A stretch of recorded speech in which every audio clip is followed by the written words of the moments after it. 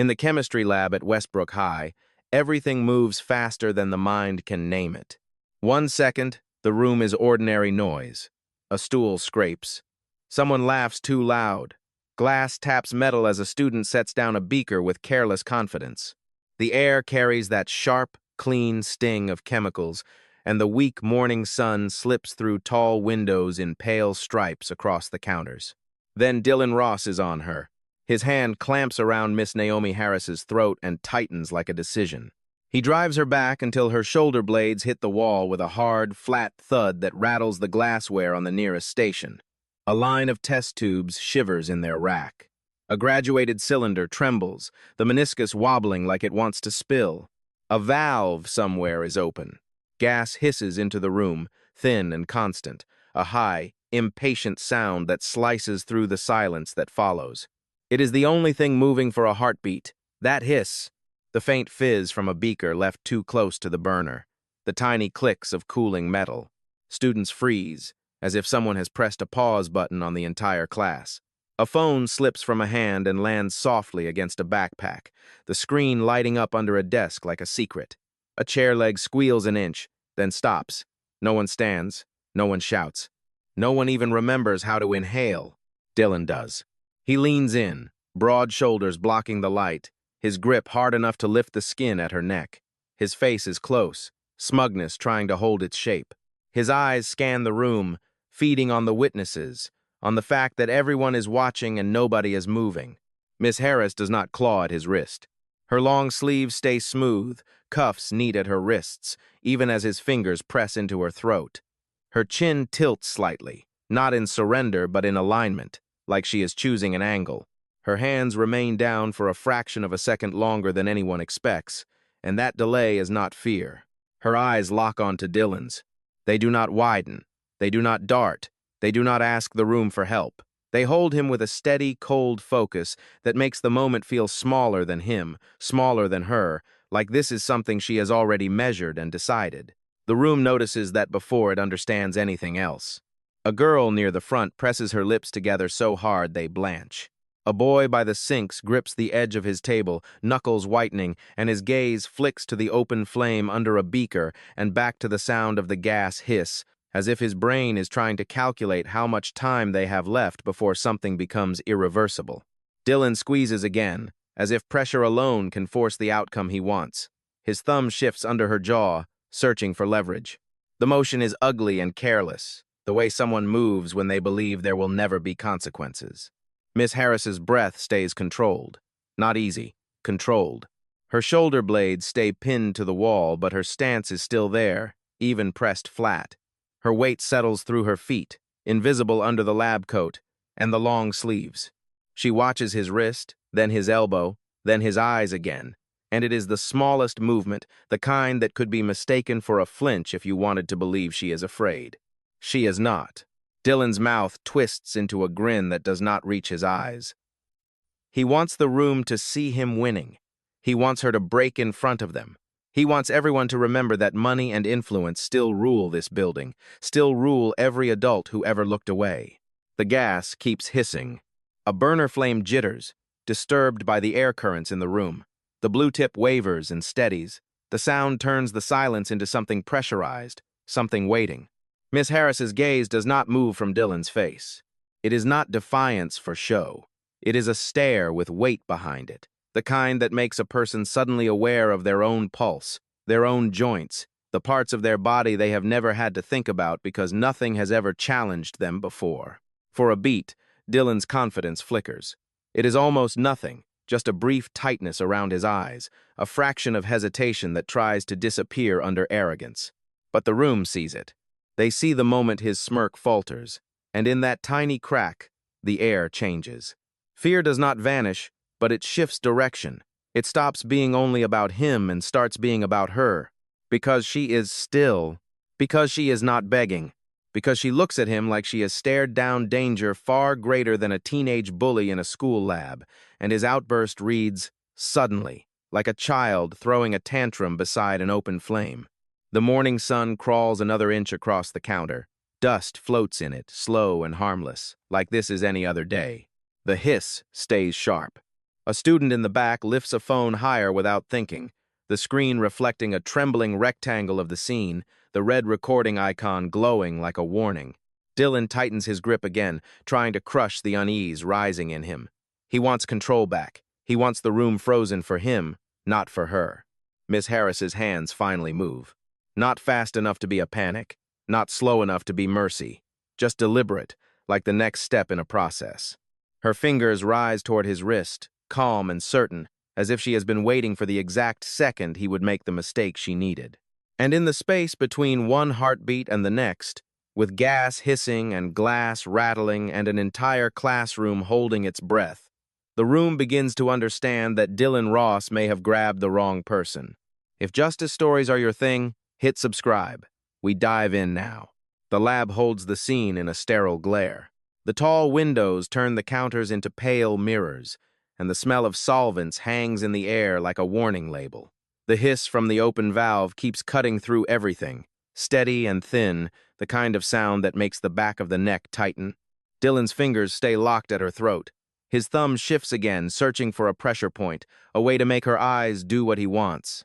His face is close enough that she can see the faint redness in his skin where heat has already started to rise, the little pulse jumping at his temple. Miss Naomi Harris watches that pulse once, then stops. Her focus slides to his wrist. The bones there, the angle, the way his grip relies on strength and surprise instead of leverage, the way his elbow flares outward, exposed, the way his feet are planted too wide because he believes intimidation is the same thing as balance. Dylan does not know what she is noticing. He thinks her stillness is surrender. He thinks the room's silence is fear of him. He does not know her calm is trained restraint practiced long before this lab. The cuff of her sleeve presses against the inside of her wrist as she lifts her hands. The fabric doesn't flutter. It doesn't shake. Even her breath stays quiet, measured through a narrowed throat, as if she's conserving oxygen the way someone conserves time. The gas continues to hiss. A burner flame jitters a fraction, then steadies. A beaker near the edge of a table gives a soft, nervous fizz, tiny bubbles climbing too fast to be normal. The reaction inside it looks unstable, foam thickening at the surface, turning cloudy like it can't decide whether it wants to settle or boil over. Across the room, a student's phone glows under a palm. The screen is angled upward now, catching the scene in a shaky rectangle. A red dot sits in the corner, bright and merciless. Dylan shifts his weight as if to push her harder, to make the wall do the work for him. His shoulder rolls forward. His grip tightens again in a short, angry squeeze. Miss Harris does not fight that squeeze. She turns her chin slightly into the narrow gap his hand leaves, a movement so small it barely reads as motion. Her throat opens a fraction. Air slips in, quiet and clean. She keeps her eyes on him while she does it, as if she refuses to give him the satisfaction of watching her struggle. Her hands rise the rest of the way. One hand settles over his wrist, not prying, not pleading, just placing. Her fingers wrap where his tendons run close to the skin. The contact is firm, exact, like she's taking inventory of the hinge points in a machine. Dylan's grin starts to return, assuming he's won some psychological game. "Yeah," he mutters, "half to her, half to the room. That's what I thought." The hiss of gas seems louder. It feels closer now, like the sound is inside everyone's teeth. Her other hand lifts toward his elbow and pauses a breath. Not hesitation. Timing. Her gaze flicks past him for a split second to the counter near the valve, measuring distance. The room reads it as nothing. Dylan reads it as desperation. He is wrong. Her fingers press into his wrist with a subtle squeeze that changes everything. His grip doesn't break yet, but a sharp shock runs through his hand, a sudden misfire between brain and muscle. His fingers twitch without permission. His smirk falters again. The first real uncertainty flashes across his face, small, fast, then buried under anger. He tries to compensate with brute force. His shoulders tense. He leans in harder, as if strength can erase whatever just happened. But Miss Harris's posture stays calm. Her elbows remain close to her body, conserving movement. Her breath stays measured, even as the pressure at her throat remains. The class watches her hands now. Not his, not the wall, not even the hissing valve, because her hands look like they belong to someone who has done this before. A student at the front swallows so loudly it feels like it echoes. Another student's sneaker squeaks against the tile as they shift back an inch, instinctively giving space to something they can't name. Miss Harris's eyes return to Dylan's, sharp and steady. In that stare, there is no performance. No threat for the crowd. Only a clear message. He doesn't have the experience to translate. He is out of position. He is overcommitted, and the room is not frozen for him anymore. The fizzing beaker swells again, foam creeping higher along the glass, an unspoken countdown. The burner flame flickers as if it can sense the air moving. Dylan's jaw tightens. His pride scrapes against the edges of the moment, trying to force it back into something familiar. Him on top, him in control, everyone afraid. He squeezes again, a reflexive cruelty. Miss Harris's fingers tighten around his wrist in response, not with rage but with certainty. Her second hand settles against his elbow at last, and for the first time, Dylan's eyes widen just enough to betray him. He feels it, the exactness of her touch, the way her hands don't hunt for an opening because they already know where it is. He tries to pull back. His feet shift too late. And the room, held under the sterile light of the lab and the relentless hiss of escaping gas, waits on the next second like it's the edge of a cliff. The moment breaks, not with a shout, but with a breath. Someone's lungs finally unlock.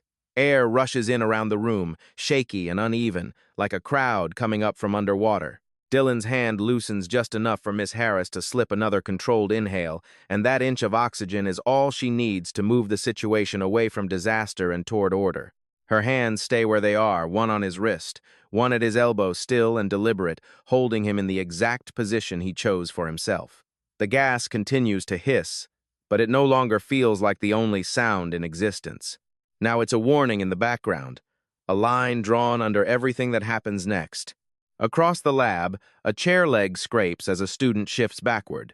The metal squeal makes several heads snap toward the sound, then back. A phone screen glows brighter as someone adjusts their grip, the red recording dot steady, unforgiving. Dylan's eyes flick between faces. He wants witnesses, but he also wants allies. For a second, he searches for his friend's smirks, something to reassure him that he's still the one people fear. What he finds is stiffness, wide eyes, hands half raised and unsure what to do with themselves. His confidence doesn't vanish. It turns sharp.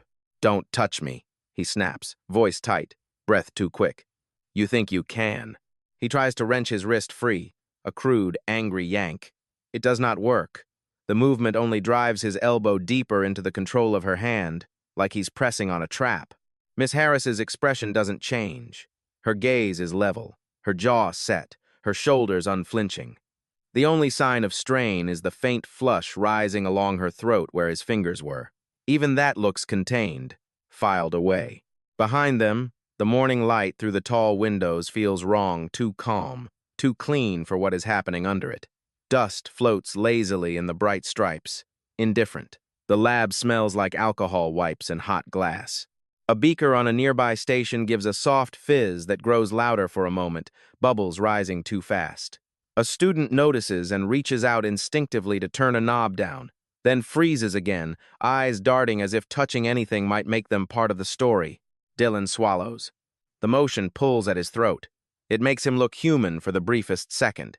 He hates that. He tries to lean his weight forward again, trying to reclaim the space, trying to make her step back. The wall is at her spine. He expects the wall to win for him. But Miss Harris doesn't push against him. She doesn't fight the wall. She shifts. A subtle rotation of her shoulders, a small adjustment through her hips, and Dylan's center of gravity feels suddenly wrong, like the floor has moved half an inch. His face tightens. The room reads that change the way a room reads lightning far away before the thunder, before anyone can explain what they sensed. It's the same feeling as watching a teacher reach for a marker and realizing the lecture is about to turn into a quiz. A student near the door blinks fast, like they're trying to wake up. Another student's lips part, but no sound comes out. The silence is not empty anymore. It has shape. It has pressure. And in the middle of it, Miss Harris's long sleeves stay smooth at her wrists. No trembling fabric, no frantic motion, just the controlled placement of hands where they need to be. Dylan's jaw clenches harder. His pride scrapes for something to say that will restore him.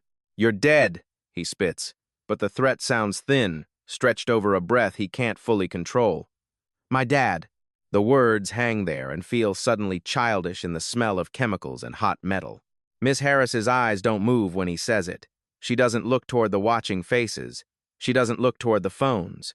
She looks at Dylan like he is a problem with one correct solution. Her voice, when it comes, is low and even. "Enough." Ah, it isn't loud. It isn't dramatic. It lands like a weight.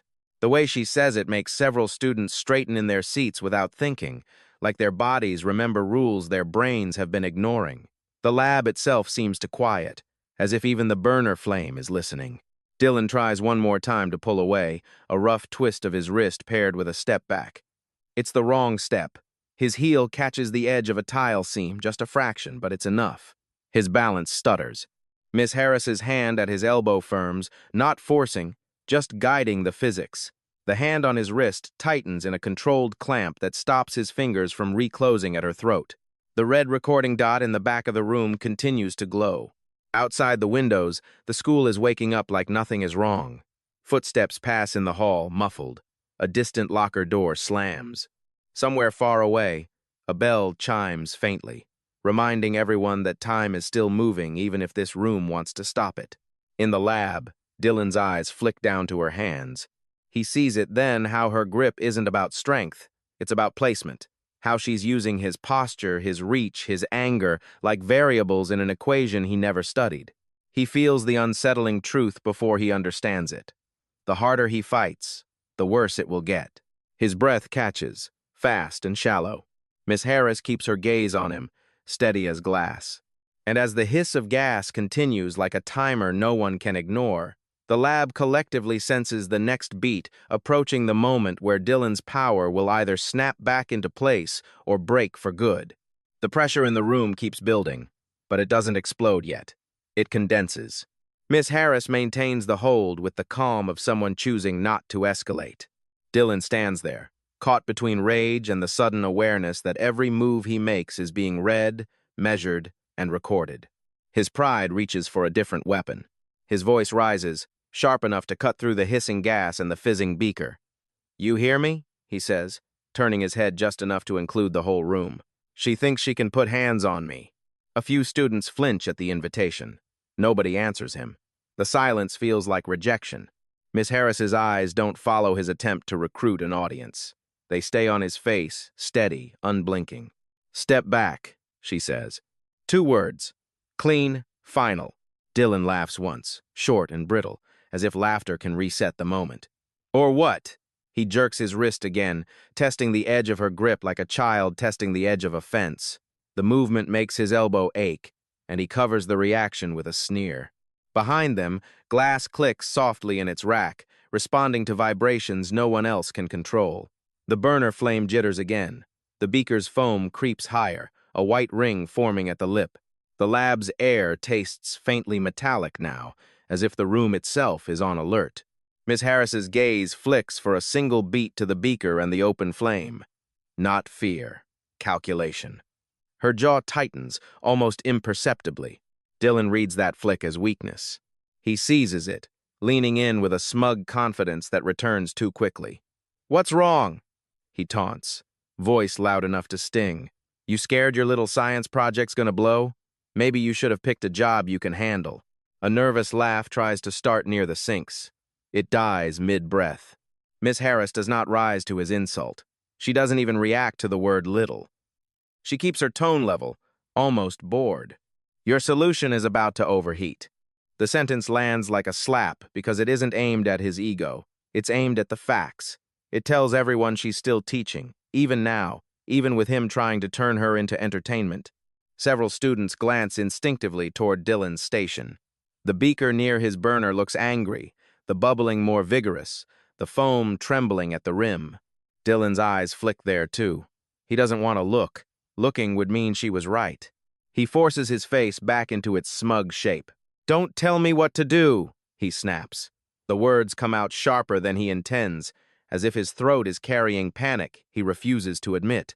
He tries to step forward again, to reclaim the space with his body.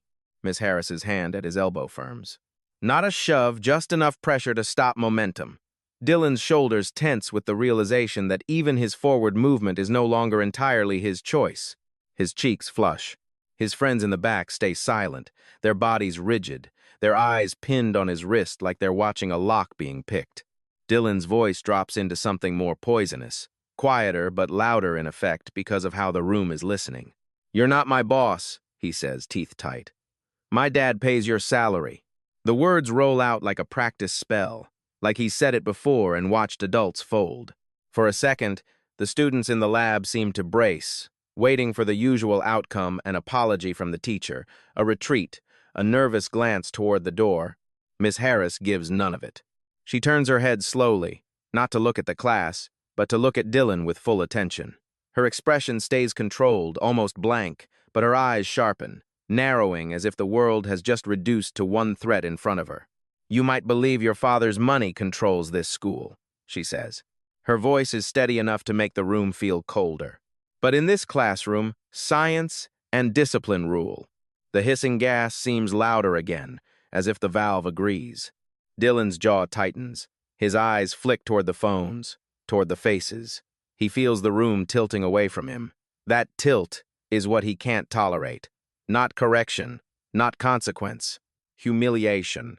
Miss Harris's next words land like a door slamming shut. "Sit down." No shout, no tremble, just a command, with weight behind it.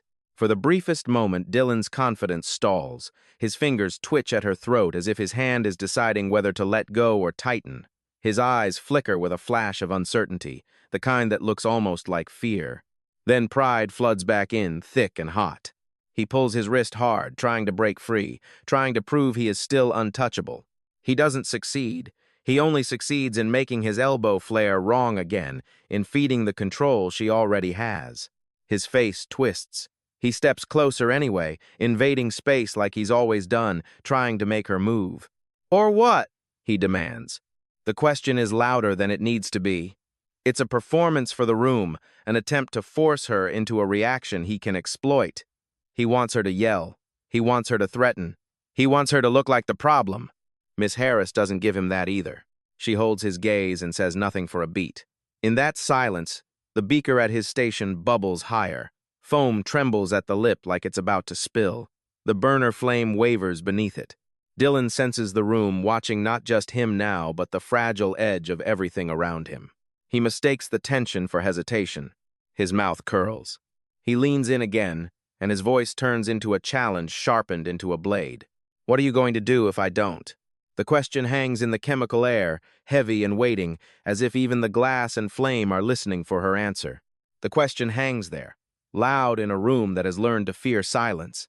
Dylan stands too close now, heat rolling off him in impatient waves. His shoulders are squared like he's bracing for applause, not consequence. The student's eyes flick between his face and Miss Harris's hands, as if they're trying to predict which one will move first. Miss Harris doesn't. Not immediately. She keeps her posture upright despite being pinned by space and pressure, her long sleeves smooth at the wrists, her chin level. The only movement is in her eyes, steady, unshaken, the kind that makes a person feel watched even when no one speaks. The beaker at Dylan's station gives another frantic fizz. Foam trembles at the rim. The burner flame beneath it wavers like a nervous tongue. The gas continues to hiss. A student near the window swallows hard. Another student's phone rises higher, the screen catching Dylan's profile in harsh light. The red record dot glows like a tiny siren. Dylan notices the phone. He doesn't stop. If anything, it feeds him. He wants the moment documented as long as he's the one who looks powerful.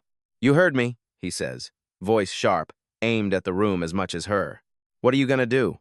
Miss Harris answers without raising her voice. "Step back." 2 words. Plain as an instruction on a lab sheet. Dylan scoffs, loud and theatrical. The sound cracks against the glass and metal. "No." He says it like it's a magic word, like refusal is proof of dominance. His friends in the back don't laugh. Their faces are fixed, their bodies rigid. The absence of their support irritates him, and irritation turns quickly into something uglier. He takes another step in, closing what little space remains. Don't talk to me like I'm one of your little lab rats, he spits. You don't control me. Miss Harris's gaze does not shift. Her eyes stay on his, unwavering. She looks almost bored, which is the worst kind of disrespect to someone like Dylan. You are responsible for your station, she says evenly. Turn the burner down. That calm redirection hits him harder than any insult. It suggests she isn't afraid of him. It suggests he's not the center of her world. Dylan's face tightens. The muscles in his jaw jump. Stop telling me what to do, he snaps, louder now. His voice cuts through the hiss, through the fizz, through the frozen air. My dad pays your salary. This school runs because of him. A few students flinch at the name he isn't even saying. They know the shape of his father's influence, the way teachers look away, the way meetings get rescheduled, the way trouble disappears. Dylan expects Miss Harris to hesitate, to glance at the door, to soften. She turns her head slowly, giving him her full attention as if he's finally said something worth acknowledging. The movement is controlled, measured, like a dial being adjusted. You might believe that, she says. Her voice stays low, steady. It forces the class to lean in without realizing it.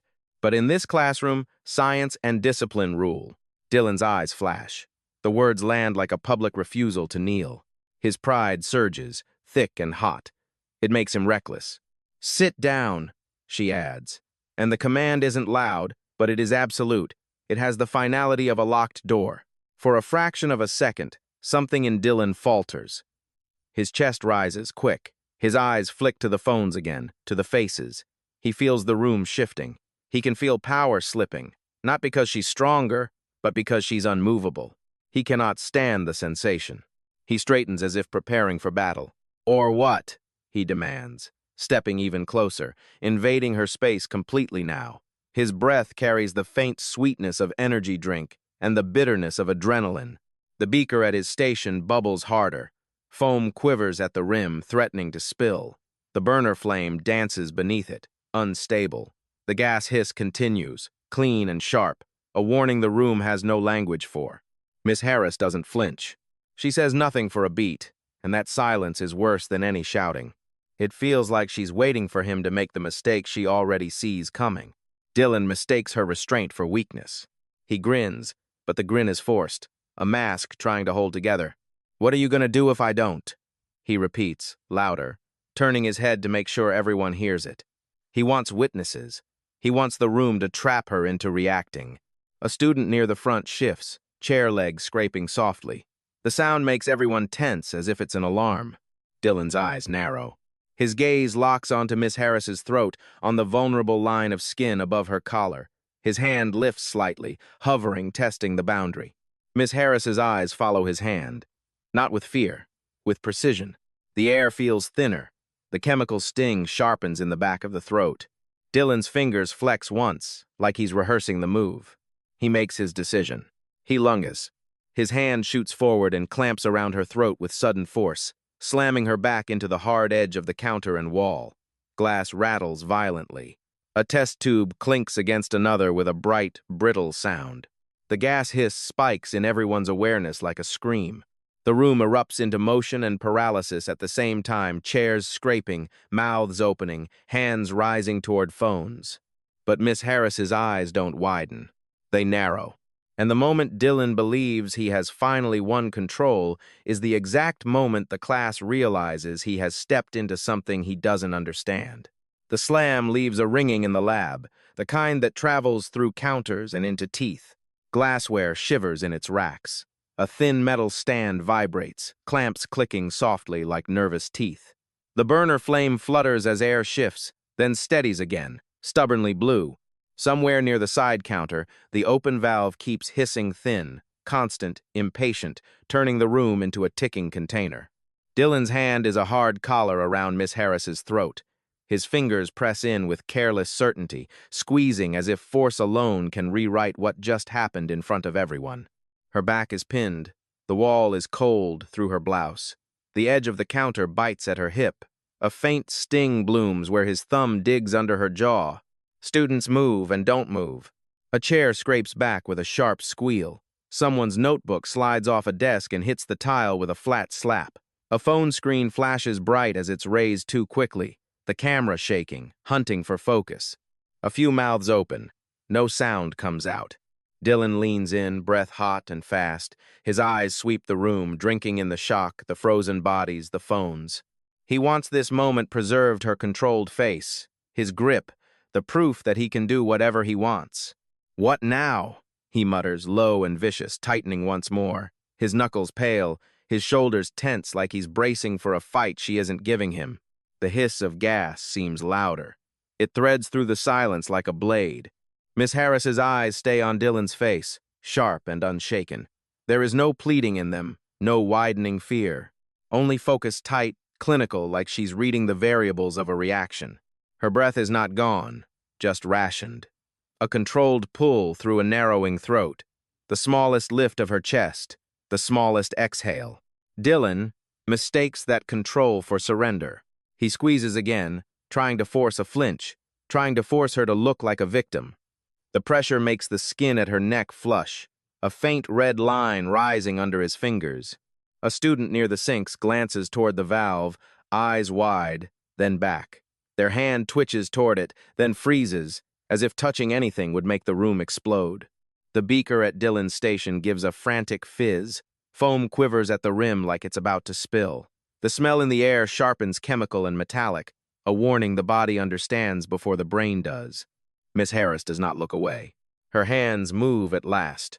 Not wild, not desperate, controlled like a switch flipping. One hand rises and closes around Dylan's wrist. Her grip isn't showy, it's exact. Fingers settle where tendons run close to the surface, where a small change in pressure changes everything. Dylan's smirk twitches. His confidence stutters for a split second, so brief it almost disappears. Then her other hand lifts and makes contact at his arm, near the hinge of his elbow. It's a placement, not a strike, calm, deliberate, inevitable. Dylan tries to tighten again, to prove he's still in charge. His fingers twitch instead. The shock that runs through his hand is immediate. His grip falters, not because he chooses to loosen, but because his muscles obey something else now. His throat tightens in surprise. His eyes flash with sudden anger, then uncertainty. He yanks, trying to rip his wrist free. The motion is crude, powered by ego. It works against him. Miss Harris's hold turns the yank into a lever. Dylan's shoulder dips. His elbow angles wrong. His balance shifts half an inch, and that half inch changes the entire geometry of the moment. The class watches the transformation in real time, the bully's strength turning into a handle. A sharp sound cuts the air dry, unmistakable, like a joint being forced to admit it has limits. Dylan's mouth opens on a strangled cry that breaks the spell of silence. His hand slips off her throat. Air floods back into her lungs in one measured pull. She doesn't gasp. She inhales like someone returning to a plan. Dylan stumbles, trying to regain control, trying to shove forward again, but Miss Harris is already moving not fast for spectacle, fast for necessity. She shifts her weight, steps into the space he left unguarded, and turns him with a precise rotation that makes his torso follow whether he wants to or not. His shoulder hits the counter. Thud. The impact makes a row of test tubes clink together. Liquid inside, one sloshes up the sides and settles. A metal tray rattles, then goes still. Dylan's arm is pinned behind him. His posture collapses into the hard edge of the lab station, and the room sees it clearly. He isn't being beaten. He is being controlled. His face twists, anger and pain colliding. He thrashes once, twice, but every struggle only tightens the restraint. His breath turns ragged, sweat beads at his temple. Miss Harris holds him there with minimal movement, shoulders squared, stance planted. Her sleeves remain neat. Her expression remains controlled, almost blank, except for her eyes, which are cold and unwavering. A phone in the back steadies, finally finding focus. The camera frame catches Dylan's cheek pressed near the counter, his arm locked, his swagger gone. The red recording dot glows steadily. The gas still hisses. That sound, constant and thin, makes the moment feel even more irreversible, like the room itself is keeping a record. Miss Harris leans just slightly closer, close enough that Dylan can hear her without anyone else needing to. Her voice drops, low and edged with something that doesn't belong to an ordinary classroom. You don't know who you're dealing with. Dylan's eyes flick sideways, searching for help, for laughter, for someone to pull him out of this. Nobody moves. Nobody dares. Dylan's breath comes in ugly bursts against the counter, each exhale scraping through clenched teeth. The slick shine of sweat at his temple grows, catching the lab's sterile light. His free hand claws at the edge of the workstation as if the laminate could offer him leverage. But every attempt to surge upward only tightens the geometry of his own mistake. Miss Harris doesn't look strained. Her stance is planted, weight distributed with quiet efficiency. One foot is set just enough behind the other to anchor her balance. Her grip remains firm without theatrics, the kind of control that feels less like force and more like an unbreakable decision. The room stays frozen around them, but the sounds keep leaking through. The open valve hisses like a thin blade of air. A burner flame flutters, then steadies again. Somewhere behind a backpack, a phone vibrates once, soft, insistent, then goes still. Another phone holds steady now, recording with a stubborn red dot, the frame capturing Dylan's cheek near the counter and the angle of his arm pinned behind him. His friends in the back do nothing. They look smaller than Dylan has ever allowed them to look, eyes fixed on the locked joint, mouths slightly open.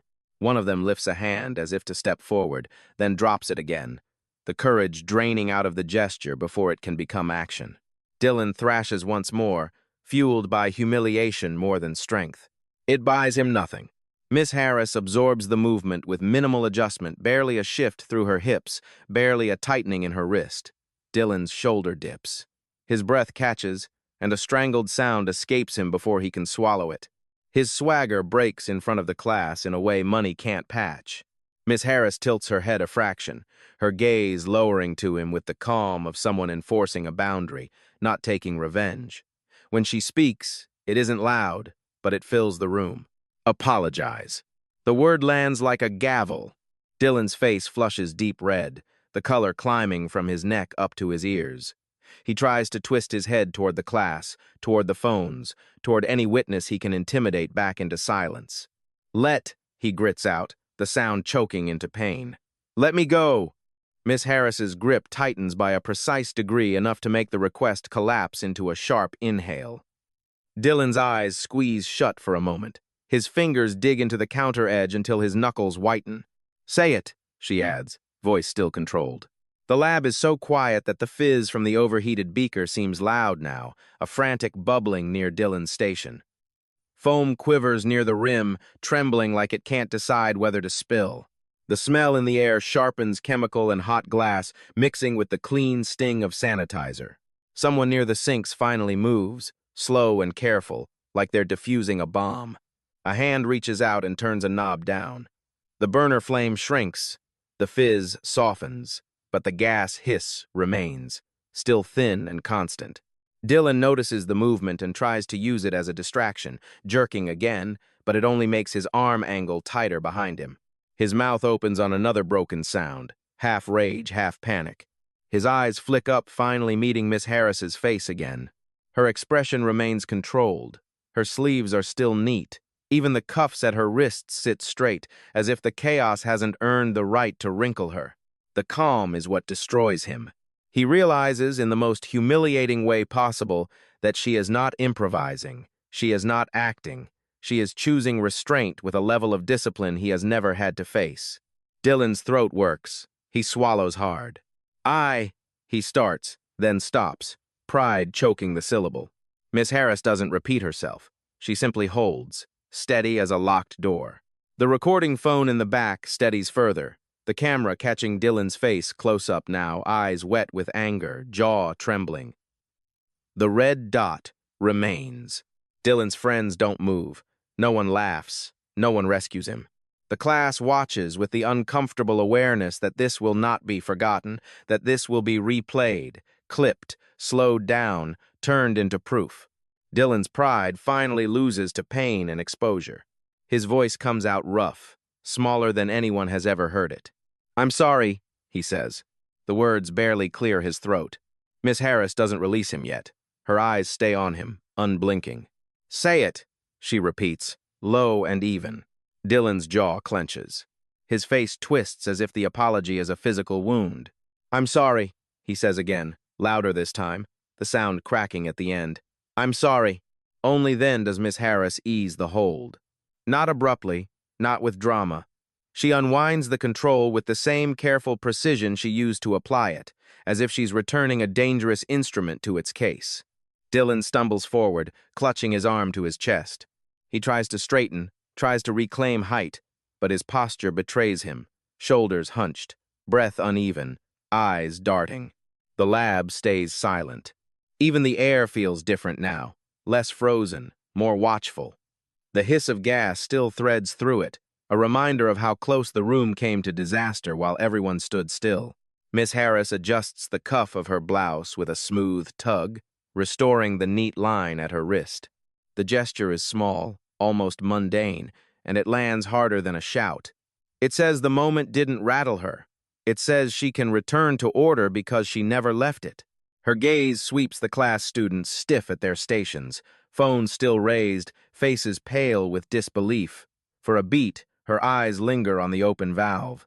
Then she looks back at Dylan, who is still holding his arm like it belongs to someone else. Her voice is calm, final. Class dismissed. No one moves at first. The words take a second to register, as if the students' bodies have forgotten how to obey ordinary instructions after something extraordinary. Then chairs scrape, zippers whisper, books thud softly into backpacks. Students begin to file out, not rushing but moving with the cautious urgency of people leaving a room where the rules have just changed. They glance at Dylan and quickly look away. They glance at Miss Harris and hold the look a fraction longer, trying to solve the mystery written into her stillness.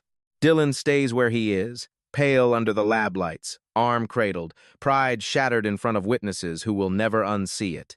And Miss Naomi Harris stands in the center of the room like a storm that chose not to strike again. The hallway outside the lab feels too bright, too normal, like the building is pretending nothing happened. Students spill out in uneven clusters, not laughing, not shoving, not loud the way they were before. Their footsteps scatter along the tile in soft, hurried rhythms. Backpacks bump against hips. Zippers rasp. A few hands keep phones lifted low near their chests, screens still glowing, thumbs hovering as if afraid to touch anything too hard. The air in the corridor smells like floor cleaner and cafeteria grease drifting up from downstairs. Somewhere, a bell rings for a class that no longer feels real. A group stops near the water fountain, forming a tight half circle around one phone. The screen shakes once, then steadies. The video fills the display. Fluorescent lab lights, the hard angle of a counter, Dylan's face close to laminate, his arm locked behind him. The audio is messy breath, a sudden sharp cry, then the thin hiss that makes everything feel dangerous. Someone scrubs the timeline bar back and forth with a thumb, replaying the exact second the power shifts. The interface overlays the moment with cruel clarity. In the top corner, the phone stamps it plainly. Asterisk, asterisk, Thu 817, AM asterisk, asterisk. The red recording dot sits beside it like a verdict. At the bottom, the scrub bar shows a tiny spike where Dylan's voice cracks. No one speaks for a beat. The hallway noise seems to thin around them. Then one student whispers, "That's him," like there was ever any doubt. Another student tilts the phone, widening the view. For a split second, the camera catches the open valve on the side counter, the faint blur of gas haze near the nozzle, the burner flame wobbling beneath a beaker. The detail makes a few faces tighten, because it proves the room wasn't just tense, it was risky. "Zoom," someone murmurs. The image enlarges. The timestamp stays. The red dot stays. Dylan stays pinned on screen, and the reality of it lands harder the second time. A notification pops up across the top of the phone, someone texting in a panic. The sender name flashes, then disappears as the student swipes it away. Another notification appears immediately. A different group chat, the preview line reading like a rumor already forming. The student holding the phone hesitates, then taps. The share icon opens. Options bloom across the screen like a loaded weapon. A thumb hovers. The hallway's hum rises as more students gather, drawn by the tight cluster and the glow of the screen. A few look over shoulders. One student's hand covers their mouth. Another shakes their head slowly, as if trying to deny what their eyes are insisting on. At the edge of the group, someone says, "His dad's gonna..." The sentence doesn't finish.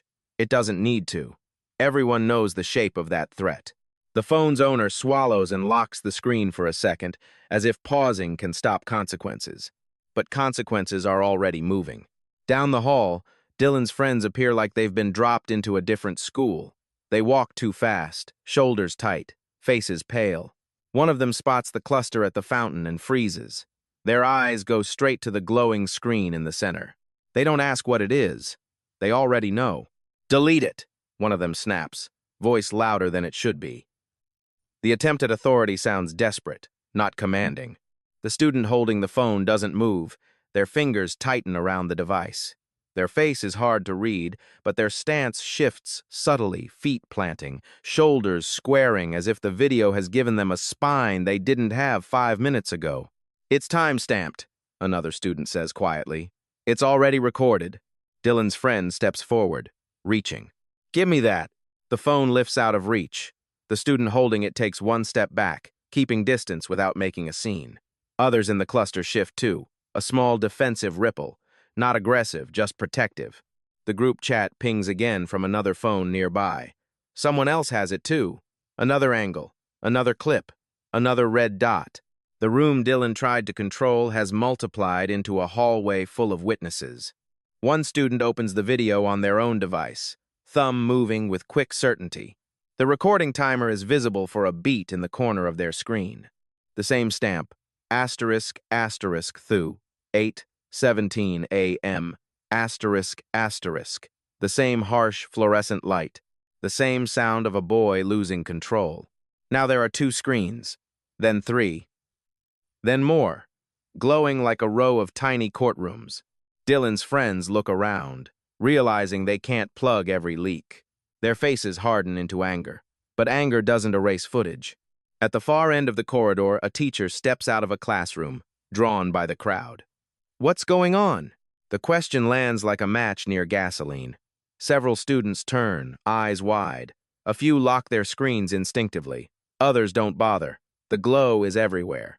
The teacher moves closer, sees the phones, recognizes Dylan's face on one screen, and their expression tightens. They open their mouth to say something, protocol, warnings, discipline, but the sound of Dylan's cracked apology plays softly from a speaker, and it freezes the adult mid-step. Because this isn't gossip, it's documentation. The cluster disperses slightly, but it doesn't dissolve. Students drift away in waves, carrying the clip like contraband that everyone knows is real. They walk faster now, heads bowed over screens, thumbs moving. A tap here, a send there, a forwarded message that takes less than a second. The video spreads without drama, without speeches, just touchscreens and breathless silence.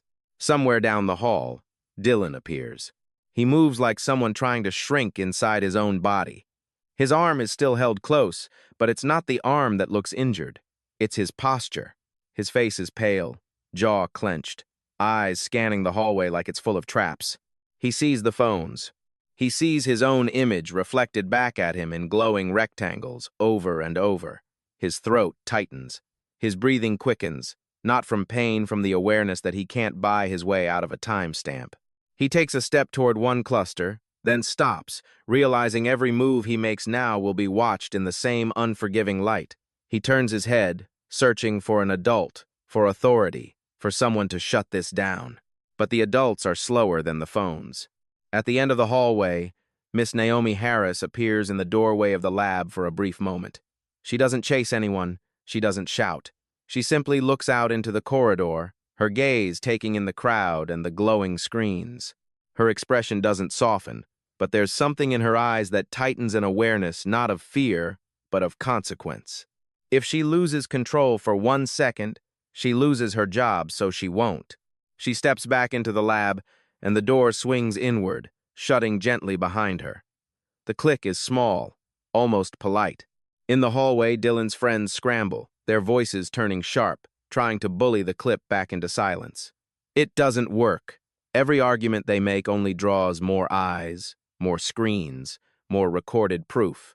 The school's ordinary morning has become a public record, and Dylan, staring at his own violence time-stamped on a screen, realizes something that hits harder than pain. He isn't untouchable anymore. He's documented. Dylan moves through the corridor like every tile is a witness. He keeps his arm tucked close, but the ache in his elbow is nothing compared to the heat crawling up his neck. Phones glow everywhere, small rectangles held low, held high, held like shields. The sound of whispers follows him in a thin, relentless stream, punctuated by the occasional soft replay of his own voice, cracking in that clip. He tries to look past them. He tries to pretend the crowd is air. But the crowd has screens. A student near the lockers pauses mid-combination, watching Dylan approach. Their phone is open already. The video frozen on a frame that catches Dylan's face twisted with certainty, then the next frame, certainty gone. The student doesn't say anything. They don't have to. Their stillness is judgment. Dylan's jaw tightens until it hurts. He picks a target. The closest student holding a phone near chest level, eyes wide, thumb hovering over the share icon like it's waiting for permission. "Turn that off," Dylan snaps. The student flinches, but doesn't obey. Their grip tightens. Their eyes flick away from Dylan and toward the timestamp at the top of the screen, like the stamp itself is protection. Dylan steps closer, trying to reclaim the old physics of fear. "I said turn it off." A few heads lift. A few bodies shift back. The hallway grows tighter, the way it does right before something breaks. The student backs away one step. Dylan follows. A teacher's voice cuts in from the side. "Dylan." The name lands like a restraint. Dylan stops mid-step. He turns sharply and sees an adult standing half in a classroom doorway, face tense, keys clipped to their belt. The teacher's gaze flicks to the phones, then to Dylan's flushed face. "What is going on?" the teacher asks, but the answer is already playing softly from someone's speaker nearby. Dylan hears his own voice crack again, faint and tinny. He hates it. "It's nothing," Dylan lies quickly. "They're making things up. They're editing it." The lie comes out fast, practiced. He believes his own influence will make it true. A student, braver than they were an hour ago, lifts their phone slightly and says, "It's not edited. It's recorded." Another phone lights up beside it. Another clip. Another angle. A few seconds of fluorescent light and harsh reality. Dylan's throat tightens. He steps toward the raised phone and reaches. The teacher's hand shoots out and catches Dylan's wrist before he can snatch it. Not a violent grab, firm, adult, unmistakable. "Do not," the teacher says, voice low. Dylan jerks his arm back like he's been insulted. His elbow stings, and he covers the reaction with anger. "They're defaming me," he spits. "You're just gonna let them." His voice rises, sharper, drawing more attention. The hallway's heads turn in a slow wave, eyes locking onto him. Dylan feels the gaze of dozens of students, each one holding a screen that can turn him into a headline. The pressure makes him reckless. He points at the student with the phone, finger shaking. "Delete it. Right now." The student doesn't move. Their face is pale, but their voice comes out steadier than Dylan expects. "No." That single syllable hits Dylan harder than a shove. It's the first time he's heard refusal without immediate retreat. His pride swells into fury. He steps forward again, shoulder angling like he's about to crowd the student into compliance. The teacher steps between them. "Enough," the teacher says, louder this time. Dylan's eyes flash. He isn't used to adults stepping into his path. He isn't used to being blocked. He tries to go around, and the teacher shifts again, matching him. Dylan's breath comes fast. His skin burns with the feeling of losing control in public. He makes another mistake. He pulls his phone out with a sharp motion, thumb moving fast over the screen. He jabs at the call button like he's firing a weapon. The ringtone bleeds into the hallway, a loud, confident sound. When the call connects, Dylan puts it on speaker without hesitation. "Dad," he says, voice tight, performative. "They're recording me. They're spreading lies. I need you to—" His father's voice answers, low and irritated, amplified by speakerphone for anyone close enough to hear. "What did you do?" The question is flat, not protective, not comforting. It lands like ice water. Dylan stiffens. "Nothing. She attacked me." A pause. Then his father's voice returns, colder. "There's video, Dylan." The hallway seems to hold its breath. Dylan's eyes dart. He swallows hard. "That doesn't prove anything. It's out of context." His father exhales, the sound harsh through the speaker. "Out of context doesn't show your hand around a teacher's throat." The words cut deeper because they're public, because they're his father's, because they're true. A student nearby glances at another and lifts their eyebrows, the smallest flicker of dark humor in a moment that still feels dangerous. Someone suppresses a laugh and it comes out as a cough. Dylan's face drains, then flushes again. "Dad, tell them to stop! Tell the school to—" "Stop!"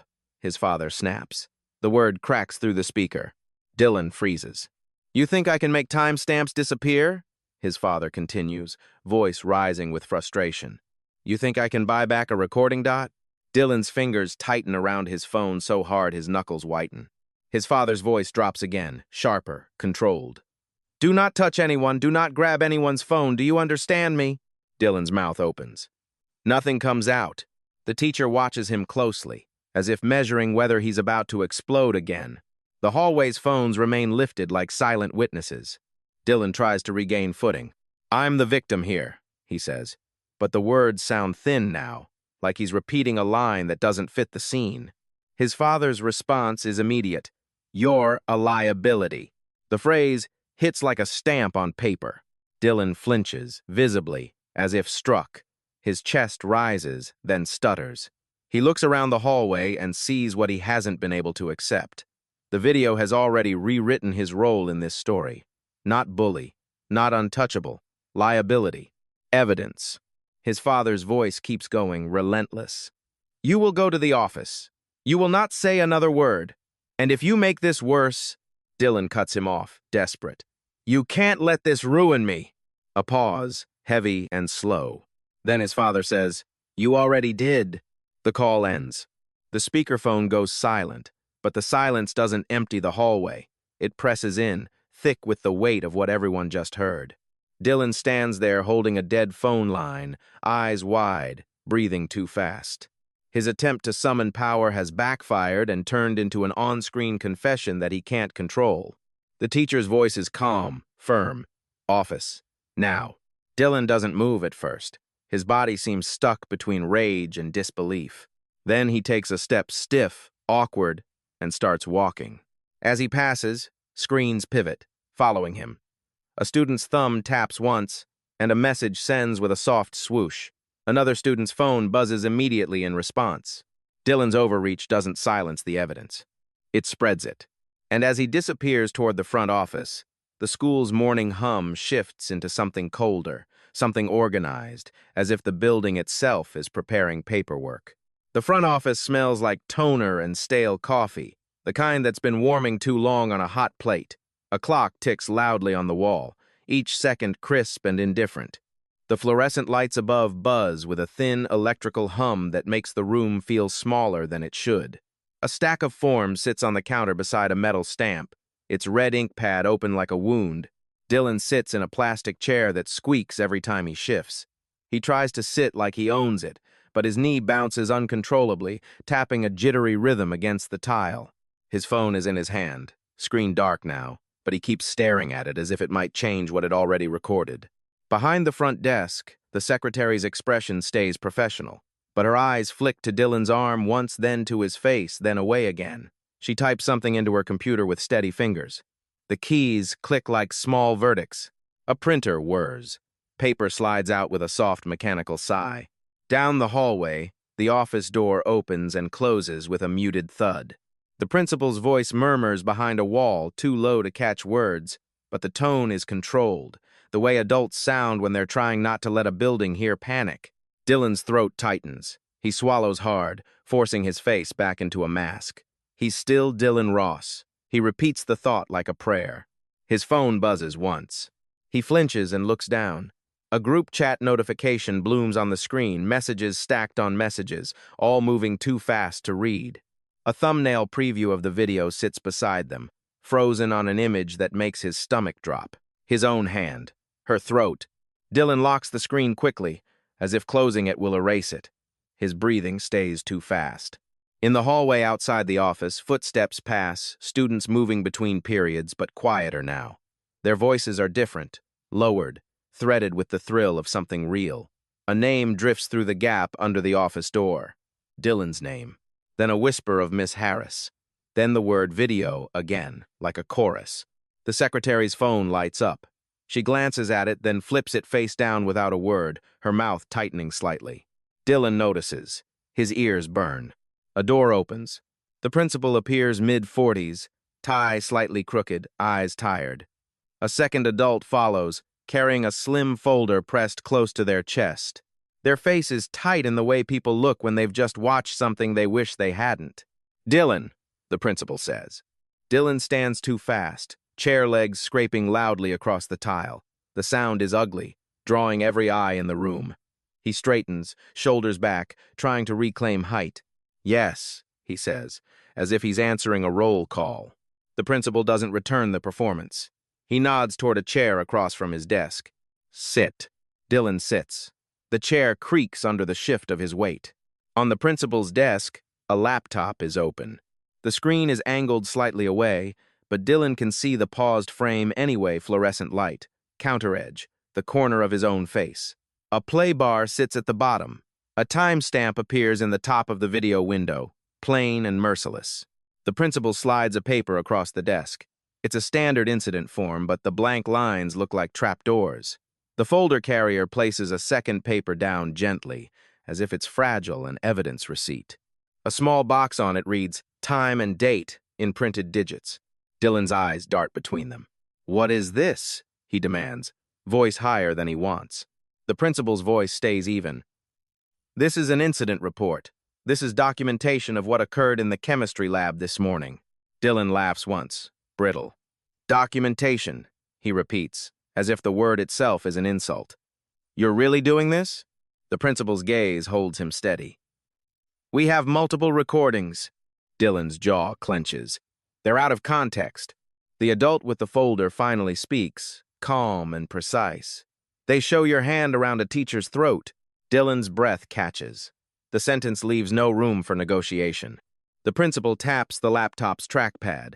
The paused frame shifts a fraction, as if the video is alive and waiting. Dylan leans forward involuntarily, then stops himself, swallowing hard.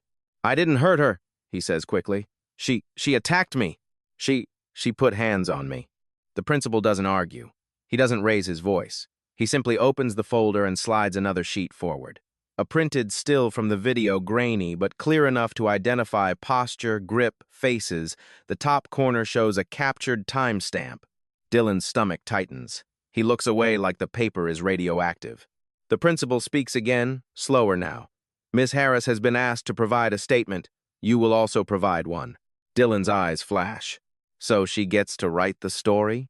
"No," the principal says. "The record writes the story." The words hit in a way Dylan can't fight, because the record is already circulating, because he can feel it in the building's altered tone, in the way everyone's voices have changed. The adult with the folder places a pen on the desk. It clicks softly when it lands. Dylan stares at it. His fingers twitch, wanting to knock it away, wanting to turn the desk over, wanting to make noise that forces someone to back down. But he feels the walls of the office around him too small, too bright, too clean. He feels the clock ticking. He feels the steady, quiet attention of adults who have seen the footage and cannot unsee it. His phone buzzes again. He doesn't look. He doesn't need to. On the other side of campus, Miss Naomi Harris stands alone in the empty chemistry lab, hands braced lightly on the counter edge. The room smells of cleaned glass and chemical residue. The valve is shut now. The burners are off. The quiet is deep enough to hear the building's distant life lockers, footsteps, a muffled bell. She stares at the wall where her shoulder hit earlier. A faint scuff mark sits there, almost invisible unless you know to look. She reaches up and touches the fabric at her cuff, adjusting it once, restoring the neat line of her sleeve. Her face stays composed, but her eyes hold something darker, an awareness of how quickly a moment can swallow a career. She inhales slowly, then exhales, controlled. The restraint that protected her in the lab protects her now. In the office, Dylan finally picks up the pen. It feels too small in his hand. He signs where they tell him to sign, the ink dragging slightly as his fingers shake. Each stroke looks like a surrender he never thought he'd have to make. The principal stamps a line with a firm thump, red ink blooming into the paper like a bruise. Dylan flinches at the sound. The principal closes the folder with a soft snap. "You are being removed from class pending investigation," he says. You will not contact Miss Harris. You will not intimidate witnesses. Do you understand? Dylan's mouth opens. His pride scrapes for a protest. Nothing comes out that can beat a timestamp. He nods once, stiffly. Outside the office, students pass in quieter waves.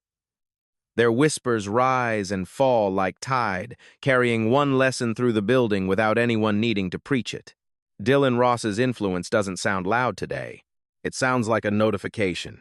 In the chemistry lab, Miss Harris stands beneath the pale morning light, looking at the rows of clean glass, the silent burners, the closed valve. She lifts her eyes to the tall windows and watches dust float in the sunbeam like slow, harmless particles. She doesn't smile. She doesn't celebrate. She simply stands in the quiet aftermath of a moment that will follow her long after the bell. The school keeps moving, but the story doesn't. It settles into memory the way a stain settles into fabric. Respect can't be bought. It can only be witnessed.